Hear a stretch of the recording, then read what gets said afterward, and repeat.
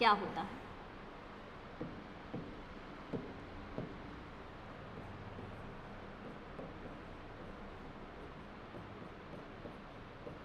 Biogenesis किसका? Mitochondria का।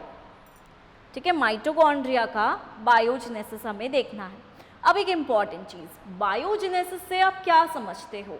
Bio means किसी भी सेल बॉडी के द्वारा, बायो का मतलब हो जाता है किसी भी सेल बॉडी के द्वारा फॉर्मेशन होना, सेल बॉडी के द्वारा निर्माण होना, उसी को हम बोलेंगे बायोजेनेसिस। ठीक है, जेनेसिस यानी कि निर्माण, बायो मीन्स जो जीवित सेल बॉडी है उससे माइटोकॉन्ड्रिया का निर्माण। अब देखेंगे सबसे पहला निर्माण जो है बायोजेनेसिस का वो क्या रहता है? फ्रॉम किससे? प्लाज्मा मेम्ब्रेन से।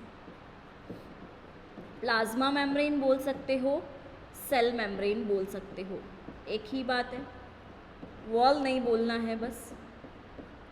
फ्रॉम प्लाज्मा मेम्ब्रेन, एंड जब प्लाज्मा मेम्ब्रेन से होता है तो इसको दिया था, साइंटिस्ट का नाम था रॉबर्टसन। ठीक है, क्या देखा गया इसमें? जो भी प्लाज्मा मेम्ब्रेन है, एक बार मैं संरचना बना लेती हूँ।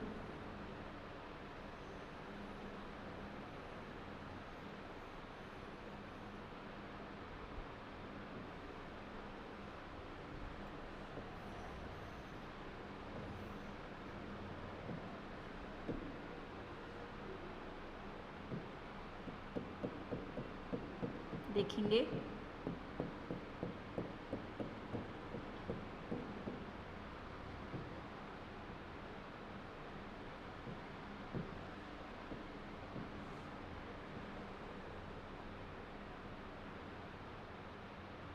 ठीक है, इस तरह से, और इसे मैं बोल रही हूँ प्लाज्मा मेम्ब्रेन।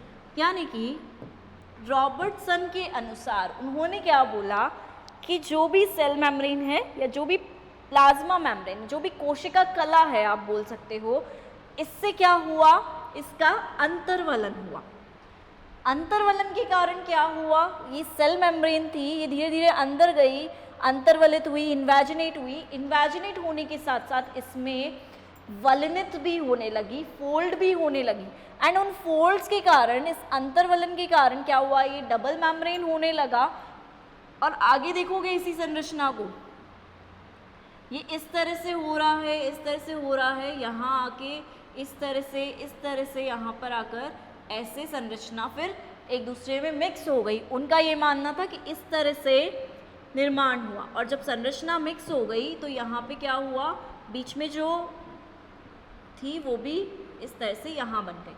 अब उन्होंने बोला ऐसी संरचना तो बन गई, सपोज मैं इसको डिफरेंट कलर से शो कर दूँ कि हाँ इस तरह से ये यहाँ पे आके इसमें मिक्स हो गया, ये माइटोकॉन्ड्रिया बन गया। अब उनके अनुसार क्या था कि इसी से जो इनर वाली मेम्ब्रेन है उसी से फिर क्रिस्टी का निर्माण होना शुरू हुआ, और धीरे धीरे माइटोकॉन्ड्रिया यहाँ पे बन गया। धीरे धीरे राइबोसोम बनने लगे, डीएनए बनने लगा माइटोकॉन्ड्रिया का, और इस तरह से माइटोकॉन्ड्रिया बन गया। तो रॉबर्टसन की थ्योरी थी कि प्लाज्मा कला के अंतर्वलन से माइटोकॉन्ड्रिया का निर्माण हुआ। ठीक है, दूसरी थ्योरी दी गई, किसने दी देखते हैं।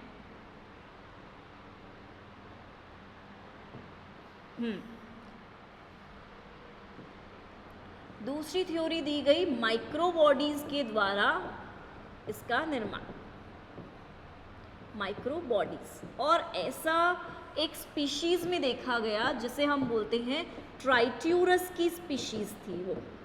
ठीक है, ट्राइट्यूरस की स्पीशीज में ऐसा देखा गया कि जो छोटी छोटी सूक्ष्मकाएँ थी, सूक्ष्मकाय बोल सकते हो, माइक्रोबॉडीज बोल सकते हो, वो धीरे धीरे किस में बदलने लगी?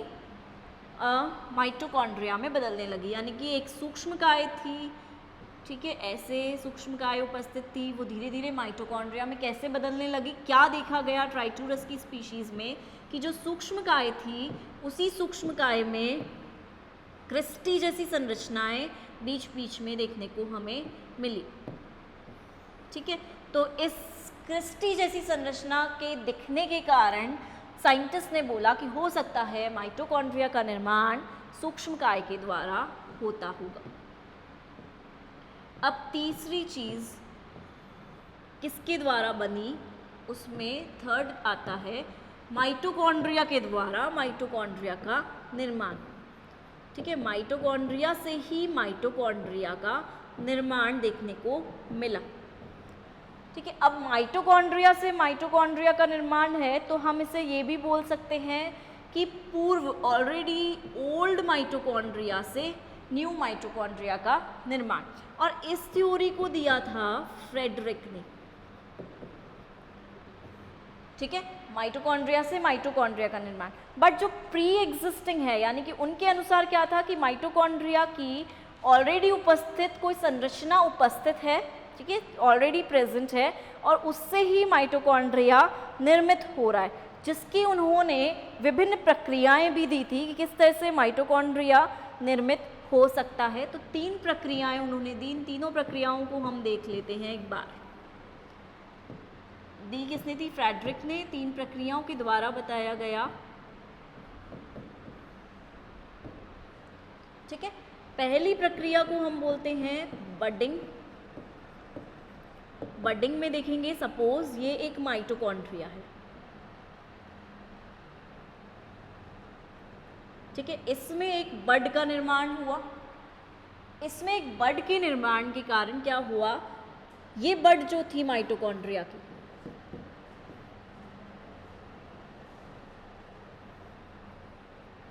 इस बड के कारण ये बड यहाँ पर धीरे धीरे धीरे धीरे बढ़ने लगी, और जब ये इंक्रीज होने लगी तो धीरे धीरे बाद में क्या देखा गया, देखेंगे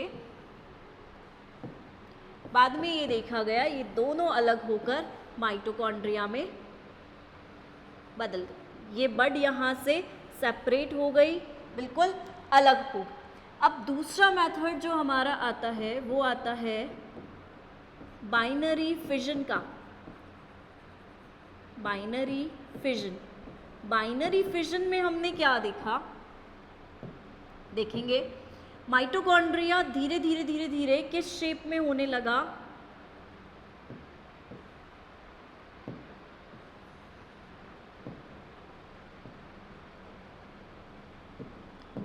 डंबल शेप का होने लगे। इस तरह से यहाँ पर हमें संरचना दिखी। माइटोकॉन्ड्रिया धीरे धीरे किस शेप में बदलने लगा, डंबल शेप में बदलने लगा, और धीरे धीरे जैसे ही वो खिंचा माइटोकॉन्ड्रिया तो बीच में खिंचने के कारण यहाँ से सेपरेट होने लगा, और सेपरेट होकर फिर 2 प्रकार के माइटोकॉन्ड्रिया का इसने निर्माण कर दिया। ठीक है, तो बाइनरी फिजन में डंबल शेप भी देखने को मिलता है जिससे माइटोकॉन्ड्रिया का निर्माण होता है। अब तीसरी जो आती है वो आती है हमारी मेथड सेप्टम मेथड।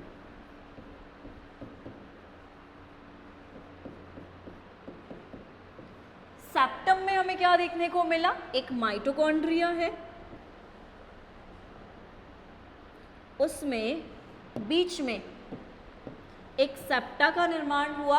एक सेप्टा के निर्माण के कारण हमें क्या देखने को मिला, माइटोकॉन्ड्रिया 2 बन गए इस तरह से।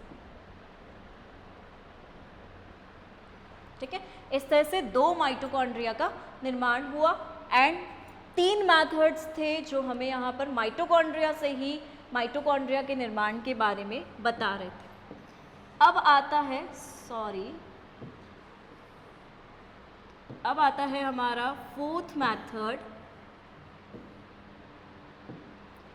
जिसमें हम बताते हैं डी नोवो ओरिजिन को।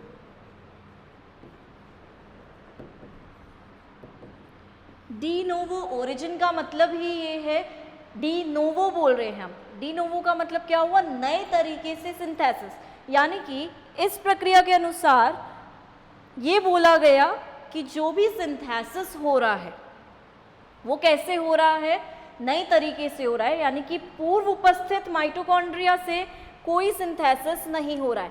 पूर्व उपस्थित माइटोकॉन्ड्रिया नहीं है, यहाँ पे नए तरीके से माइटोकॉन्ड्रिया का निर्माण होता है, तो इसको हम नव उद्भवन भी बोल सकते हैं। और इसको हमने बोला नोविकोफ ने इसे दिया, साइंटिस्ट का नाम था नोविकोफ। ठीक है, तो पूर्व उपस्थित से नहीं हो रहा है, माइटोकॉन्ड्रिया से माइटोकॉन्ड्रिया नहीं बन रहा है, बल्कि नए तरीके से, नए सिरे से, किसी अन्य पदार्थ से, सब्सटेंसेस से माइटोकॉन्ड्रिया का निर्माण हो रहा है, तो इसे हम नव उद्भवन, नए तरीके से उद्भवन, निर्माण या डी नोवो, न्यू सिंथेसिस भी बोल सकते हैं। तो that is called as fourth method, जो कि हमें दिया था नोविकोफ ने। और लास्ट मेथड बाय इवोल्यूशन भी दिया गया था कि इवोल्यूशन के द्वारा भी माइटोकॉन्ड्रिया का निर्माण हो सकता है, जिसे दिया था ऑल्टमैन ने। ठीक है, इसको, इस प्रक्रिया को ऑल्टमैन ने दिया था और उन्होंने बोला उद्विकास की उत्पत्ति के द्वारा, ठीक है, या उद्विकासीय उत्पत्ति से माइटोकॉन्ड्रिया बनता है, उद्विकास से या इवोल्यूशन से माइटोकॉन्ड्रिया का निर्माण होता है, ये हमें दिया गया था। अब जल्दी से हम बायोजेनेसिस का समरी देख लेते हैं। क्या समरी है? बायोजेनेसिस को किस किसने दिया? सबसे पहले प्लाज्मा मेम्ब्रेन के द्वारा बोला गया, इसको दिया था रॉबर्टसन ने, प्लाज्मा मेम्ब्रेन से कैसे बनता है।